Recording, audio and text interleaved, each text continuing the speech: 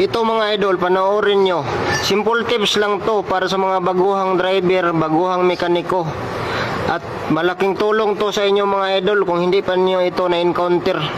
Ang reklamo ng driver, ang kanyang sasakyan, nag-low power, ang RPM 10 to 15 RPM lang, tapos walang lakas pag manakbo, naglo-low power siya. Kaya tiningnan natin, no, nag step by step tayo, tiningnan natin yung air cleaner, okay naman, hindi marumi. Step 2 natin mga idol, ito tingnan nyo para makatulong to sa inyo, sa mga baguhan dyan.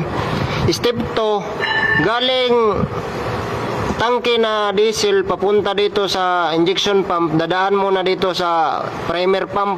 Ang primer pump niya may strainer yan dito sa banja bolt na 17mm, tinanggal natin. Ito mga idol, makikita nyo kaya nag-low power dahil barado ang kanyang strainer, no. At sa kabila naman maraming dumi, barado siya kaya nag-low power. At turo ko lang sa inyo mga idol, lalo na't baguhan pa kayo, pag tinanggal niyo tong strainer marumi, isali nyo rin tong copper tube ito, dahil dito sa loob maraming nakaimbak dyan na dumi, kaya nagka-airlock. Kita nyo naman mga idol sa ilalim, no. Isali nyo rin to, tanggalin nyo at hanginan nyo para matanggal yung bara na nakaimbak sa ilalim. Para lang to sa mga baguhang mekaniko, no, baguhang driver. Malaking tulong to sa inyo pag nagka-problema kayo sa daan, nag-low power. At ito ang dahilan. Isali nyo rin to mga idol dahil nandito nakaimbak yung dumi, kaya siya nagka-airlock. At ito mga idol, oh, tanggalin na natin. Sobrang dumi mga idol, kaya tanggalin natin at hanginan.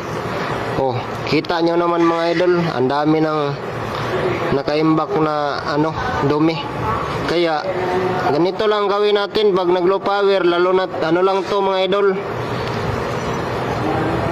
mechanical to, hindi to electronics, mechanical injection pump. Kaya ito, nakita nyo sobrang dumi.